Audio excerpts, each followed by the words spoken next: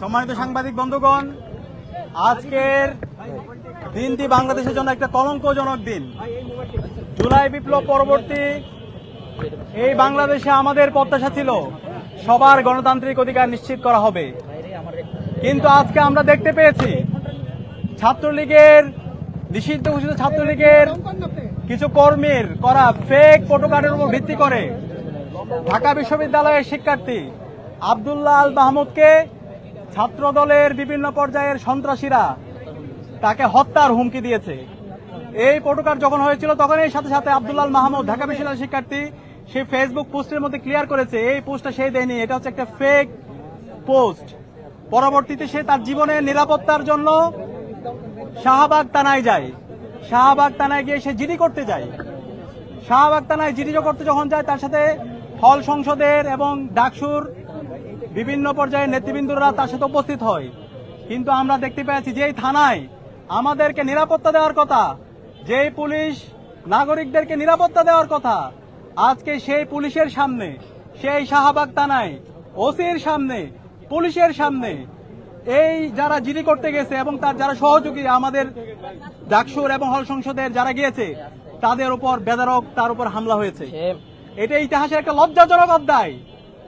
একই সাথে আমরা দেখতে পেয়েছি যখন তাদেরকে উদ্ধার করার জন্য যখন তাদের উপর বারবার হামলা হচ্ছিল এবং এই হামলায় নেতৃত্ব দিয়েছে ছাত্র দলের বিশ্ববিদ্যালয়ে যেমন নেতাকর্মীরা ছিল, একই সাথে বহিরাগত কিছু সন্ত্রাসীদেরকে নিয়ে আসা হয়েছে।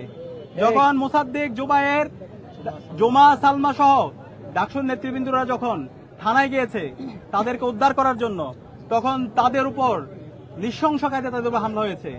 সূর্যসেন হল সংসদের ভিপি আজিজ, সাদেক, মহসিন হল সংসদের, একই সাথে সূর্যসেন হলের আলবি উপর প্রায় 100 জনের অধিক সন্ত্রাসীরা তার উপর হামলা করে।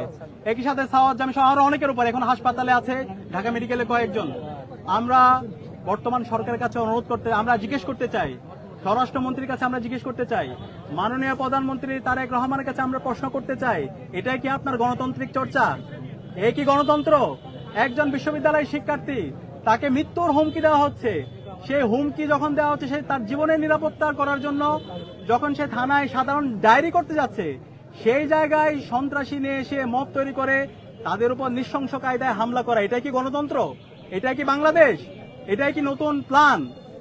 আমরা আজকে অবাক হয়েছি। আজকে সারা দেশের ছাত্র সমাজ তারা আজকে বিক্ষুব্ধ হয়েছে। এই ঘটনা যখন ঘটছিল, যখন এই শিক্ষার্থীকে মাহমুদকে যখন হত্যার হুমকি দেওয়া হচ্ছে এবং আপনারা বিভিন্ন ধরনের ফ্যাক্ট চেক যে প্রতিষ্ঠানগুলো আছে এটার মধ্যে আমরা দেখতে পেয়েছেন এটা একটা হচ্ছে একটা ফেক একটা হচ্ছে ফটোকার্ড। এরপর যখন আমরা বিশ্ববিদ্যালয়ের সর্বোচ্চ অভিভাবক ভিসি কে ফোন দিলাম, প্রক্টরকে ফোন দিলাম, প্রভুজ স্ট্যান্ডিং কমিটির যিনি দায়িত্বে আছেন সভাপতি ওনাকে ফোন দিলাম, কেউ রেসপন্স করে নাই। শিক্ষার্থীরা মরে গেলেও তাদের কোনো কিছু আসে যায় না। লজ্জা।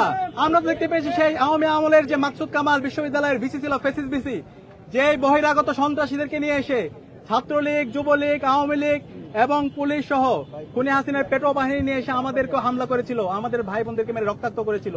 তার প্রতিচ্ছবি আজকে আমরা শাহবাগ থানায় দেখতে পেয়েছি। আমরা হুঁশিয়ার করছি, আমরা সাবধান করছি, যারা এই সন্ত্রাসের রাজত্ব কায়েম করতে চায়, যারা শিক্ষাঙ্গনে আবার অস্ত্রের ঝঞ্ঝানি তৈরি করতে চায়, যারা রামদা চাপাতি দেশীয় অস্ত্র দিয়ে শিক্ষার্থীদের ভয় দেখিয়ে তাদের রাজনীতি বিনির্মাণ করতে চায়, আমরা বেঁচে থাকতে আমরা তা হইতে দিব না। আমরা বেঁচে থাকতে আমরা এই সন্ত্রাস কায়েম হতে দিব না। ক্যাম্পাসে শিক্ষার্থীদের অধিকার আমরা নিশ্চিত করবই। কেউ যদি গণরম তৈরি করতে চায়, কেউ যদি গ্যাসরম তৈরি করতে চায়, কেউ যদি রামদা দিয়ে আমার ভাইকে মেরে তার অধিকার হরণ করতে চায়, আমরা বেঁচে থাকতে তা হইতে দিব না। সন্ত্রাস চলবে না, মাসল পাওয়ার পলিটিক্স চলবে না। ক্যাম্পাসে শিক্ষার্থীরা আসবে তাদের পড়াশোনা করার জন্য, তাদের গণতান্ত্রিক চর্চা করবে, কিন্তু কেউ এখানে হকিস্টিক অথবা ইসলাম দিয়ে ক্ষমতার রাজনীতি বিনির্মাণ করবে, সেটা আমরা হইতে দিব না। আমরা দেশীয় যে আইন, সে আইন অনুযায়ী আমরা আবার বিশ্ববিদ্যালয় প্রশাসনের কাছে অভিযোগ দিব, আমরা থানায় গিয়ে আবার অভিযোগ দিব। আমরা আশা রাখবো দেশের যে আইন, সে আইন অনুযায়ী এই ছাত্র দলের সন্ত্রাসীদের বিরুদ্ধে যেন ব্যবস্থা গ্রহণ করা হয়।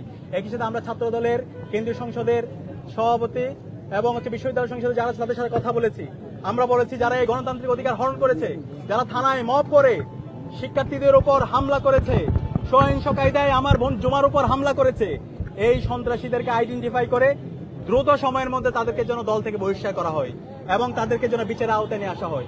আমরা দেখতে চাই তারা কেমন বিচারের আওতায় নিয়ে আসে। এবং একই সাথে আমরা পুরো সময় জুড়ে দেখতে পেয়েছি। আমি পুলিশের উচ্চপদস্থ বিভিন্ন জনের সাথে যোগাযোগ করেছি, সরকারের বিভিন্ন পর্যায়ের যারা এখন মন্ত্রী আছে তাদেরকে ফোন দিয়েছি। আমরা দেখতে পেয়েছি সবাই নীরব। তারা রাস্তা আজকে মব কায়েম করতে চায়, তারা খুবই মবের বিরুদ্ধে কথা বলেছে, কিন্তু আজকে প্রকৃত মব কারা তৈরি করে, তারা শিক্ষার্থীদের উপর বেদরক তারা হামলা করে, সেটা আমরা আজকে দেখতে পেয়েছি। সুতরাং আমরা আশা রাখবো দ্রুত সময়ের মধ্যে বিশ্ববিদ্যালয়ের প্রশাসন এবং দেশের যেই স্বরাষ্ট্র মন্ত্রণালয় আছে তারা দ্রুত সময়ের মধ্যে এই সন্ত্রাসীদেরকে বিচারের আওতায় নিয়ে আসবে। এবং একই সাথে এই যে যারা হত্যার হুমকি দিয়েছে মাহমুদকে, এই হত্যার হুমকির সাথে যারা জড়িত আছে তাদেরকে যেন বিচারের আওতায় নিয়ে আসা হয়। ওকে, ধন্যবাদ। Thank you. যাত্রাটা একটু নিয়ে যান কষ্ট করে।